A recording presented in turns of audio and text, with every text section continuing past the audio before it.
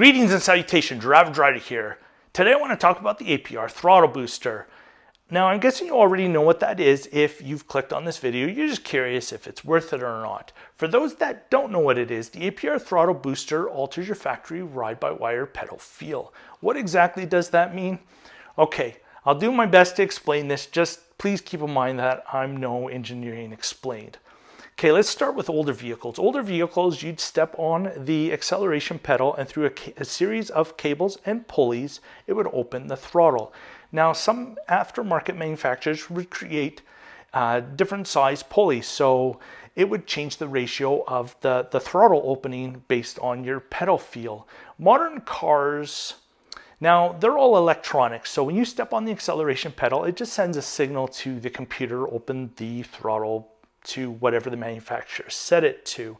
So the throttle booster from APR lets you change that. Now there's presets and you can change this indefinitely. We'll get into it more, but let's start with a quick unboxing.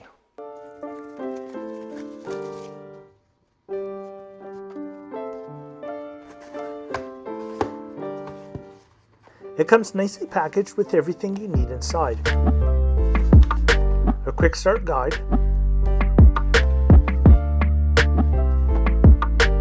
the throttle booster itself,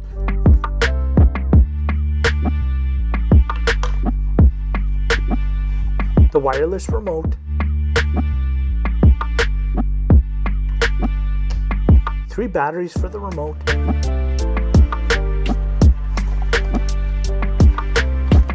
and then the wiring harness, alcohol wipe,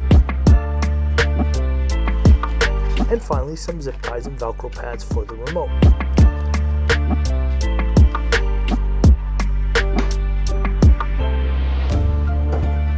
Installation couldn't be any easier. I start by disconnecting the negative post on the battery. At the top of your throttle pedal is the wired connection. You have to pull up the red clip and then it unplugs. The throttle booster simply plugs in between like a pass-through box. To plug it in, simply match the color of the wires to the connector. As you can see, these wires only go one way. Once installed and zip tied out of the way, you have to configure the pedal. The pedal can be figured with the wireless remote or with the app. The app is available on iPhone and Android, but here I'm using my Android AI box.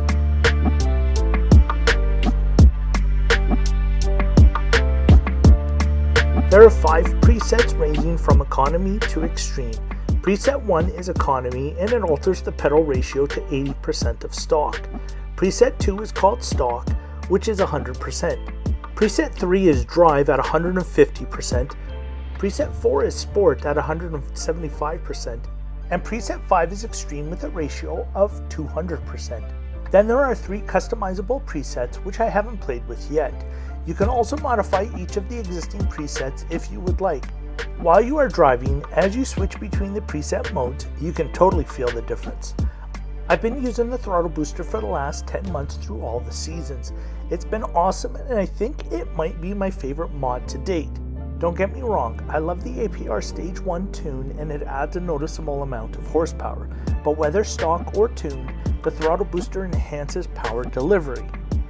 In the nice weather with the summer tires, my normal setting is preset 3, which is 150%. It makes the car feel quite sporty over the factory pedal feel, and when I want to feel extra sporty, I changed to preset 4. You can definitely feel the difference. What clinched the APR Throttle Booster as my favorite mod was when the weather got bad.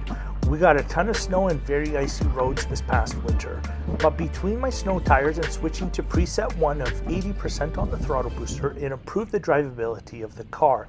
Less wheel spin and overall just more control with the throttle pedal. Then add the fact that you can put the car back into preset 1 when letting your mom drive your high performance car, and it's not likely she'll get into too much trouble.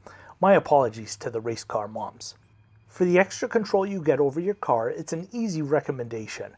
Well, that's it for this one. Thanks so much for watching. Please like and subscribe, and we'll see you in the next one.